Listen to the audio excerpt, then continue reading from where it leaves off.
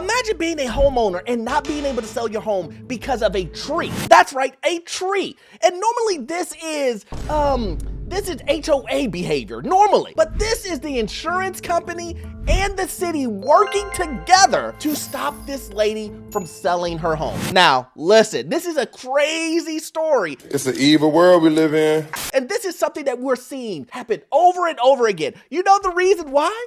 Because these companies aren't loyal. I'm a man of my word. Because these insurance companies, they don't want to keep you on the policy. Any way that they can get you out of the policy, they will do it. And this is just another sneaky way for insurance companies to tell you, get out of here. You're too high of a risk.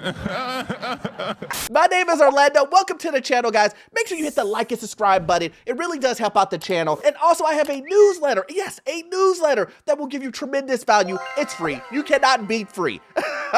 If you need any type of commercial or investment property financing, I'm your guy. I've been a lender for almost 20 years. I can assist you with that transaction. My information is in the pinned comment and the description below. Guys, let's jump straight into it. Listen, an insurance company telling you, you know what? You're in the high area for like forest fires and whatnot, and we need you to go ahead and cut down your tree in your front yard for you to have coverage. It's crazy because let me just get straight. I understand exactly where the insurance company is going with this, but we do understand that trees do grow outside. It's just a joke, but it's true. I want to tell you about somebody named Carrie McCalmont. She lives in Glendale in a home that she's been in since 2004. And like many in the county, the home is in a high fire hazard zone. This summer, she got a letter from her insurance company threatening to drop her. They'd gotten a hold of aerial photos of her place and decided there was just too much brush close to the house. They demanded she remove every plant within 5 feet of the home. So she did that, spending thousands of dollars ditching bushes and trimming trees. Even the fire department says there was no threat to her property after the work was completed. Are you telling me, based on this way that the story is going, you're telling me that the insurance company didn't take any of that information and say, oh, wow, this is a good job? They asked her to remove all of the bushes. She spent thousands of dollars. She even got the fire department in the city to come in and say, yeah, it looks good to me. There is no risk of fire here. And the insurance company said, not good enough. Sorry. I beg your pardon? Again, we have the same scenario happening over and over and over again.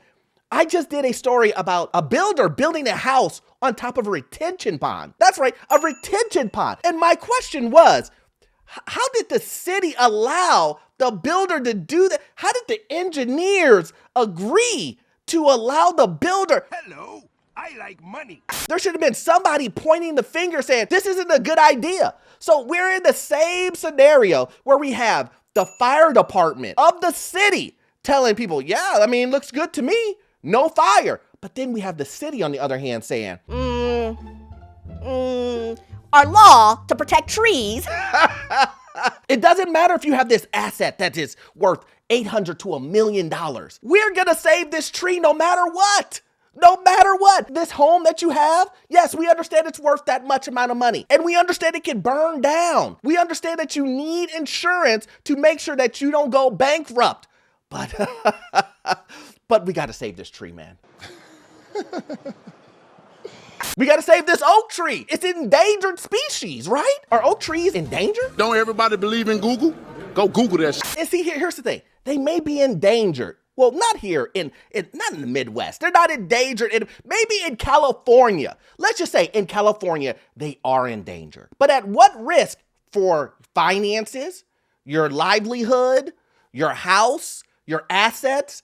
Is the tree not important anymore?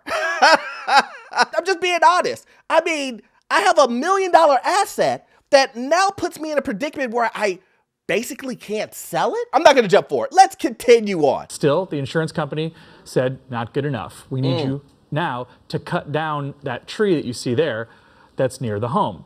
But there's a catch. It is an oak tree. And as the LA Daily News reports, in Glendale, indigenous trees are natural aesthetic resources that add distinction and character to its neighborhoods. They cannot be damaged or destroyed.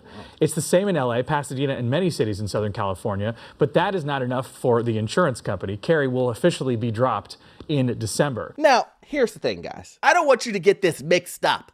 And I know some of you guys are going to be on the insurance side. Some of you guys are going to be on the city side. Some of you guys are going to be in the middle. I understand that. Let's just go ahead and just jump straight to it. The insurance company didn't want her to begin with. They wanted to cut her. Wait, what? Let me repeat that one more time. The insurance company did not want her as a customer to begin with. They were already looking for a way to get rid of her. Now, how can we get clues from that? You heard the news anchor guy say, the home is in a high fire hazard zone. So the insurance company knows this. And what does the insurance company want? Well, we got to let you go. But we have to figure out a way to let you go to where we won't get sued, a way that we can let you go, and maybe you might come back to us, we could save face customer-wise. They're trying to figure out a way to let you go without, like, just dropping you. That's what they don't want to do. Most companies, and they will do this. Don't get my words mixed up. They will do this. But in this scenario, it seems like the insurance company is saying, we're going to drop you anyways, but we want to put you down as lightly as possible because you may come back to us. You may use us in the future. We don't want you to badmouth us to other people. So they're going to lay her down softly. Trust me, regardless, they were going to get rid of her. Now they're put her in a predicament to where, how do you sell a home that you can't insure? That's the question. How do you sell a home that you can't insure? Because let me tell you what, if one insurance company is saying this, and more than likely it's probably one of the big ones, then you can bet your bottom dollar that all the rest of them are saying the same thing. They all have the same info. They're using all the same systems. They're all going to say the same thing. You're going to type in your address and a big red sign is going to come up that says, these guys are high risk. If you insure them, you will lose money. That's what the sign comes up on the screen. This is not funny. A lot of you guys are going to say, well, she just should go out and just get another insurance company. The insurance companies, they're a dime a dozen. If she can't get insured there, just go to the next one. But I'm here to let you know that's not going to be possible. It's going to be very, very, very hard. Because if one big insurer says they're going to lose money with you, what do you think the little small ones are going to say? Oh, that's right. We'll cover you, but your premium is 10 times more. Now she's searching for anybody who will write her a policy. And that also might be hard. Two separate insurance agents we spoke to said companies won't write policies if any part of a tree is overhanging a structure, high fire zone or not. So it's possible, even if you're not in a fire zone in LA, you're at risk for being dropped if you have any bit of tree hanging over your house. A home buyer we spoke to reached out to LA Urban Forestry for that very issue and was told a tree's location is of no consequence to their department. Protected trees can't be removed for insurance reasons. Did I hear him correctly? This is what the city said. A tree's location is no consequence. What? Bro, what are you talking about, man? It's obviously this is a consequence. The tree is in someone's yard that they own, but yet they can't sell their home because they can't get insurance. But then again, they own the property and the property is worth probably $1 million. The tree, I mean, some people would say it's priceless. Protected trees can't be removed for insurance reasons. But I mean, as a homeowner, I get pretty sure it has a price. If I have to choose between my $1 million home and an oak tree that's in my front yard, I'm sorry, I'm cutting it down, guys.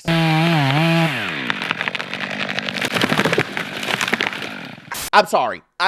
I do understand this is a case of breaking the law or breaking a regulation, whatever you want to call it, versus your $1 million asset that will basically go to waste. You can never sell it. You can never realize the equity that you have in the property because you can never sell it because you don't have an insurance. Because who's going to buy a property with no insurance? I can tell you who will buy a property with no insurance if you sell it really cheaply. That don't make no sense. But that's beyond what you're trying to do. You're trying to make money off of your home. And now you're stuck in between the Gambino family and the Gambino family. You have no chance at winning this scenario. The city is like, well, sorry, this doesn't affect us at all. This isn't a worry for us. Don't even bring us this ridiculousness. We're not included in this at all. And you're thinking to yourself, how are you not included? Shouldn't you write a letter to me or to the insurance company to say this is a rule and that there's no way around it? Why is it that the insurance company is forced to tell you to break the law, and then the city is telling you if you break the law, you're going to jail, or you're going to get a really big fine? That's what they're basically telling you. And we know, guys, the fine is probably like $20, $30, $40, $50,000 to cut down a tree. That obviously this lady does not have, nor should she even have to pay. You should be able to get a letter from the city, give it to the insurance company, and the insurance company goes, yep, we're all good. But did you hear the gentleman previously before? He said that the insurance companies are now saying that if a tree overhangs your property at all, we're not covering you. Awkward. So awkward. I'm just telling you guys so you can remember what I said in past videos. Remember when I told you guys that the insurance company situation is going to get worse before it gets better? I said that if you believe that the situation that happened in Florida, the situation that's happened in Texas, or any of these other cities where property taxes are continuing to go up, if you believe that it was just going to be Florida, then you're badly mistaken. And what are we seeing? Didn't we just see North Carolina say 42% increase in property insurance? Now we're seeing California tell people we're going to kick you out of our insurance for a tree. A tree is overhanging the property. Let me guess. Did you plant the tree? No, the tree was there. How long has the tree been there? It's been there for 100 years? Wow. Now you're forcing me to be stuck with a tree that's 100 years old that I can't do anything with this property until I cut down the tree that I can't cut down. Make it make sense, guys. As for Carrie, she says she's worried that she's stuck. Even if she wanted to leave California, she wouldn't be able to sell the house. And you got to think about this. Every time you drive through a neighborhood, any part of town, just look around at houses and see how many trees are hanging over. Right. So many of them, so many people. I reached out to the city of LA to see if they have any advice for people who are having this issue. A real estate agent who I've spoken to said that they're starting to see this a lot more. Sure. The city has not responded, but I will let you know if they get back to us on this. But what a catch-22. Crazy situation. And obviously, you know, you want to protect the trees. Right. They're really, really wonderful and beautiful. But when you're talking about a place where there's a housing crisis, you just think, can there be something that can be done to help all these people who majority of their net worth, their equity is in these homes? I get it. I know there's going to be some people in here that say, Orlando, you got to support the trees. You got, Orlando, I don't get it. Why are you such a hater for trees? How dare you? Orlando, you want to cut down this beautiful tree for your $1 million home that's right there? You're a villain. You are a true diabolical villain because you want to cut down that tree. And listen, I get it. I would say, if you want to save the tree, you can buy our house for $1 million. You can buy our house for $1 million and you can save the tree. I mean, right now it's looking like she won't be able to, like she just caught. She won't be able to do anything. And here's the funny thing. It's just not her. There are multiple people that are going to continue to be in this scenario. And here's the weird thing about it. Not only can you not cut down the tree, you can't trim it without a permit. Man, I'm dead. That's right. Did you hear what I said? You can't even trim the tree without a permit. Imagine the cost that goes along with that. The tree is overhanging. You're going to trim it. You got to get permits, pay fees, everything associated with it. And then the inspector probably has to come out there, look at the tree and be like, okay, you didn't cut it too much. You're only allowed to cut a certain amount of the tree. At this point, what do you own? If you can't do what you want in your own house, in your own yard, what do you own? Put it in the comment section, guys. Do you think this is fair? Do you think that you should be caught in between the insurance company and the city telling you to do two things that are opposed from each other, that basically stops you from doing the things that you could normally do as a homeowner, like sell your property? Imagine that. Well, And it can't be removed. It can't be physically removed and put in a different location, and save the tree like they do with that other oak up at tree. Castaic, Yeah, in Castaic. It depends. I mean, that can be very costly, obviously, but even in situations where you want to trim the tree, the city has to give you a permit to be able to do that. And it's amazing that the fire department comes in and says, no, you're okay. Yeah. and then the insurance company. Still. Carrie has written a letter to the insurance commission asking, like, do you guys have any suggestions for us? And she hasn't heard back yet, but we will, of course, let you know and continue to follow this story as it develops. Great. And you know, the thing is you won't hear back from the insurance company because the insurance company doesn't want to have you as a customer to begin with. I mean, when they're sending drones and aerial shots of your home, they don't want you on the policy. I'm sorry. Homeowner, if you're watching this, they don't want you as a customer. They're trying to get rid of you. If it was me, I would sue the city and I would sue the insurance company. And then I would use the fees from winning said lawsuit to cut down the tree and pay the fees. That's what I would do. And here's the thing. I'm not an attorney, so I don't even know if you could even file that lawsuit. But my guess is if you could file a lawsuit for the gas that's left in your gas tank after your car gets repoed, then I think it's safe to say you could sue for this. No, that's for real, guys. Look, I'll post it here and you can read it and pause it and see this ridiculous lawsuit on a repoed car. So if you can do that, then I don't see a reason why you couldn't sue the city and sue the insurance company and let them hash it out and kind of figure out a way. And actually, that would probably be very good for later legislation to say, look, this is what would happen in this current lawsuit, and this is what follows. Or maybe it will push change in this endangered tree species of oaks that California is trying to save. And you know, the question is if California had to see one of these two things disappear, which one would it prefer? The house or the tree? Once again, $1 million house or the tree? Which one would they rather see? And the answer is pretty obvious. California loves their trees, and they will do anything to protect their trees. It doesn't matter if you have a quadrillion-dollar office building right next to it. That oak tree is priceless. Anyway, I hope you got value out of this content, but we all know you won't get all of your information from this one video. I need you to watch this video right here. Yes, this one right here. It will give you information on the housing market, financial news, get you to your first rental property, and the information you will get from it will be gold. See you in the next one. Thanks.